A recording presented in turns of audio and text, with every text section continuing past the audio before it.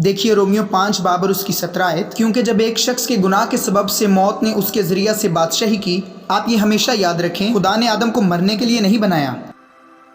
Bible कहती है मौत दुश्मन है।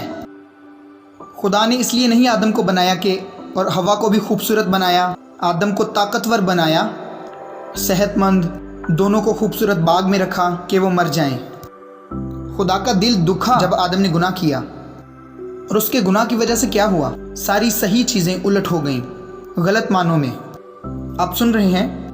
बस खुदा ने आदम को मरने के लिए नहीं बनाया था। तो मौत किसकी वजह से आई? उस पहले आदम की वजह से। क्योंकि जब एक शख्स के गुनाह के सबब से मौत ने उसके ज़रिया से बादशाही की, तो इफरात से यानी कसरत से, हालेलुया, इंजील सारी की सारी कसरत के बारे में बात करती है। लेकिन वो जो फजल को इफरात से हासिल करते हैं और रास्तबाजी की बख्शिश यानी तोहफे को सिर्फ वो जो हासिल करते हैं, दुनिया में हर कोई नहीं, वो जो हासिल करते हैं, रिसीव करते हैं, दुनिया में हर कोई नहीं, यानी गैर ईमानदार नहीं, वो जो हासिल करते हैं, यानी ये दो चीज़ें, कसरत से फजल को और रास्तबाजी के तोहफे को जो हासिल करते हैं, उनके साथ क्या होगा? वो हमेशा की ज़िंदगी में ज़रूर ही बादशाही करेंगे, एक शख्स यानी यीशु मसीह के वसीला से। ठीक है, मैंने ये कई बार प्रीच किया है और आप जानते हैं ये मेरी पसंदीदा आयत है, और मैं जानता हूँ कि आप जानते हैं, मैं जानता हूँ आप जानते हैं कि मैं जानता हूँ आप जानते हैं। ठीक है, फिर भी ये हवाला इसलिए पेश कर रहा हूँ, बाज़ औक़ात हमने किसी आयत को बहुत बार देखा होता है, लेकिन ये नहीं जानते कि असल में इसका मतलब क्या है। दो चीज़ें, कसरत से फजल, खुदा नहीं चाहता फजल आपके पास एक कतरे की तरह हो, वो चाहता है आप हासिल करें, नाकामी में भी वो चाहता है आप हासिल करें। ओके। और दूसरा रास्तबाजी, नोट करेंगे, बख्शिश यानी तोहफा है। ये आपके कुछ करने पर इनाम नहीं है, रास्तबाजी इनाम नहीं, तोहफा है। खुदा के साथ सही होना एक तोहफा है। ओके। तो अगर मैं अपनी बाइबल लूँ या अपनी कोई किताब लाऊँ और आपसे कहूँ ये मेरी अपनी किताब है, मैं ये आपको देता हूँ, ये एक तोहफा है, और आप पूछें कितने की है, आपने मेरी बेइज्जती की। आप पूछें क्या मैं इसकी कीमत दे सकता हूँ, आपने फिर मेरी बेइज्जती की। मैंने कहा कि ये तोहफा है। अगर आप पूछें क्या मैं बस थोड़ी सी, मेरा मतलब बस थोड़ी सी कीमत दे दूँ कि मुझे अच्छा लगे, 100 रुपये, आपने फिर से मेरी इज़्ज़त नहीं की। मैं 100% आपसे प्यार कर रहा हूँ, आपको 100% हासिल करना है, लेकिन लोग तोहफे को नहीं समझते। आप जानते हैं सिंगापुरियन तोहफे को नहीं समझते। अगर आप उन्हें तोहफा देते हैं वो कहते हैं ना ना ना, नहीं पास्टर आपके पास यही एक कॉपी है, मेरे पास यही कॉपी है, तो मैं आपसे प्यार करता हूँ, तोहफा दे रहा हूँ। नहीं ना पास्टर प्रिंस, नहीं पास्टर नहीं। मैंने कहा और आखिर में आप कह दें मैं तो इस लायक नहीं हूँ। तोहफे का मतलब ये नहीं कि आप इसके लायक हैं या नहीं, एक तोहफा है। आमीन। तो फिर भी आपको पता है हम इस तरह की चीज़ें करते हैं। हम जब लोगों के घर जाते हैं, अगर वो हमें केक का एक टुकड़ा देते हैं, तो पता है बिलखुसूस अमेरिका में वो हमारे सिंगापुर का रिवाज नहीं समझते। तो जब वो केक का एक टुकड़ा पेश करते हैं और कहते हैं ये केक खाइए आप, आपके लिए है नहीं, तो वो कहते हैं ठीक है। फिर हम ये सोच रहे होते हैं अरे आपको तो चाहिए कि आप समझ रहे हैं ना, ये डांस जो आप सब करते हैं आपको पता होगा। हम क्या करते हैं, नहीं आप खाइए, नहीं ना मैं इन दिनों में मोटा हो रहा हूँ, और नहीं मोटे होते, आप खाओ तो सही, थोड़ा सा चखो, ओके फिर लाओ। आप समझ रहे हैं ना, क्योंकि ये बड़ा अजीब लगता है कि आप फ़ौरन पकड़े और कहें ओ शुक्रिया। लेकिन बात यह है कि खुदा अगर आपसे कहे कि ये तोहफा है तुम्हारे लिए, और आप कहें खुदावन मुझे ना इसके लिए थोड़ा सा कुछ करने दे, मैं वादा करता हूँ मैं खुश करूँगा तुझे, ये बेइज्जती है।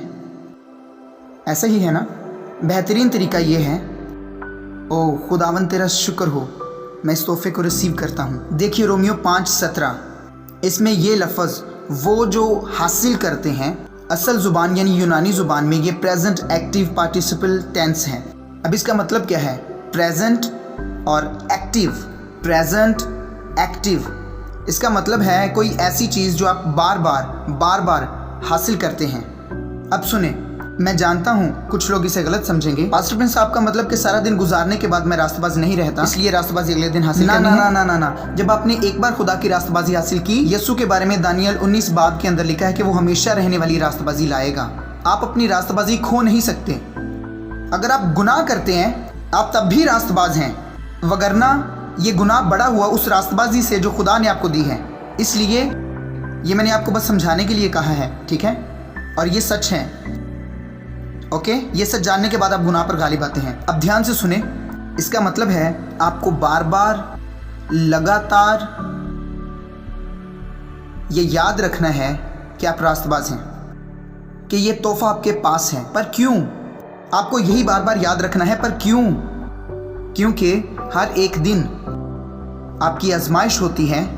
हर एक दिन, कभी कभी सिर्फ आजमाइश नहीं, आप उससे आगे बढ़ जाते हैं। ठीक है, आपके ख्यालात मनफी हो सकते हैं, आपकी आंखें ईमान से हट सकती हैं, आपके पाँव गलत जगह जा सकते हैं। इसलिए जो भी है, खुदा कहता है हर दिन तुमने भूलना नहीं है।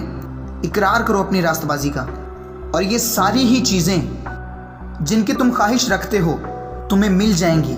लेकिन क्या मैं आपको बताऊं, जब आप बाहर होंगे ईमानदारों की रिफाकत से दूर, जब आप सिंगापुर में बाहर अकेले होंगे, या फिर आप बाहर होंगे किसी गली में, या आप गए हैं और चल रहे हैं किसी मॉल में, गिर जाना या ऐसा कुछ भी बहुत आसान है कि आप ये सारी चीज़ें भूल जाएं। आप कहेंगे अरे ये सच कैसे हो सकता है, मैंने अपनी मर्जी से गुनाह किया है। अब मैं खुदा के फजल का फ़ायदा उठाने की कोशिश कर रहा हूँ। शैतान आपको इन बातों से बहकाना शुरू कर देगा, लेकिन सच तो सच है, आप हमेशा के लिए रास्तबाज हैं।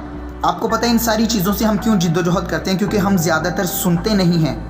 ये औरत और बाकी जितनों ने अपने मोजज़े पाए, इनमें से बहुतों ने मोजज़ों को हासिल किया, उन सब ने भी यही कहा, हम सुनते रहे और सुनते रहे बार बार।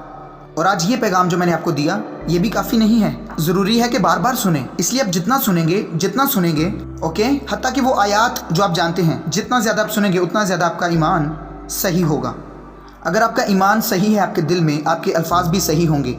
आमीन। सिर्फ आपको यही करना है। और बाइबल कहती है अगर आप बीमार हैं, आपको हर दिन कहना है कि मैं मसीह में खुदा की रास्तबाज़ी। मैं बता रहा हूँ कि एक दिन आप कहेंगे यार ये तो मुझे पता है कि उसके मार खाने से मैंने शिफा पाई। लेकिन बहुत से लोग खड़े होते हैं और जो ईमान उनके पास है वो इस्तेमाल करते हैं इसमें कि खुदावंद मुझे शिफा दे, खुदावंद मुझे शिफा दे। लेकिन इसकी बुनियाद गलत है, क्योंकि इससे पता चलता है कि वो रास्तबाजी में नहीं है, वो शिफा पाने की कोशिश कर रहे हैं। जी नहीं, सबसे पहला काम कि आप रास्तबाजी को समझें और उसी रास्तबाजी में खड़े हों। फिर आप औलाद के लिए भी खुदा पर ईमान रख सकते हैं। आप ईमान रख सकते हैं शिफा के लिए भी। आप ईमान रख सकते हैं कि आपकी कंपनी पर बरकतें आएँ।